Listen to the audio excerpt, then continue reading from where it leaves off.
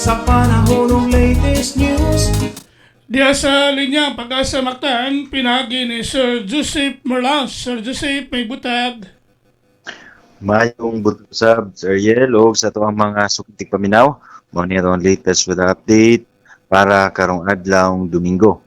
Ang shearline o panag-abot sa bugnaw ug init nga masa sa hangin mo'y nakaapekto diha sa may Southern Luzon. Samtang ang amihan o Northeast Monsoon mo'y nakaapekto sa nahibiling bahin diha sa Luzon. O sa atong monitoring, wala natay gibantayan nga LPA o bagyo, so dudol sa atong Philippine Area of Responsibility.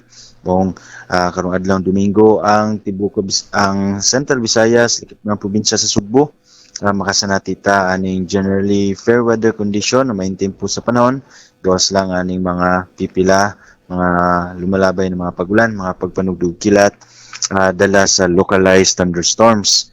So far karong mga oras wala nakita ng mga pagulan sa diri sa Cebu area.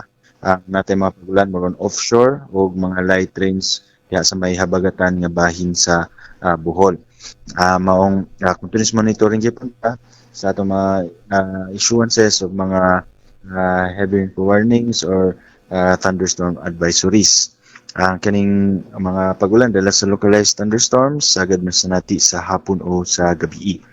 O para sa kahimtang sa atong hangin ug kadagatan ang tibok Visayas adunay hinay ngadto sa kasarangan nga hangin nga gikan sa amihanang kasadpan ngadto na sa habagatan kasadpan ug atong kadagatan adunay malinawon ngadto sa kasarangan nga mga pagbalod. Sa sibot ng dagat mo hunas ni sa alas 8:24 sa buntag nga nagimabon nga 0.04 meters ug motaob sa alas 2:46 unya ang hapon nga naay gilawmon nga 1.3 meters. Ito ang temperatura 24 to 30 degrees Celsius. Matong haring adlaw musubang ni 6 minutos pasado alas 6 sa buntag.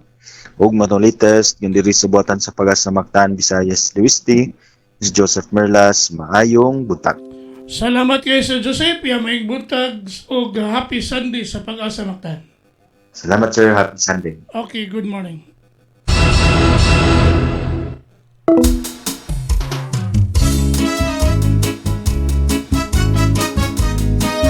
Inyo gadabati katong dagan sa kahimtang sa panahon. Action! Nining adlaw gad Domingo, pizza 8 bulan sa Pebrero, tuig 2026.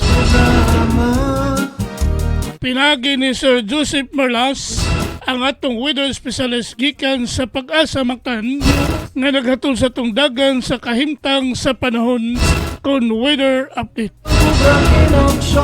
Salamat kayo ni Sir Joseph Merlas og mayong buntag kanatong tanan.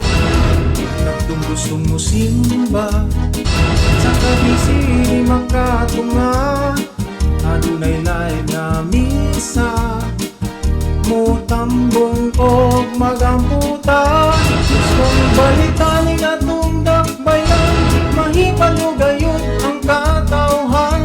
Balita sa trapiko inyong masayran sa Lapu-Lapu City TV News #1.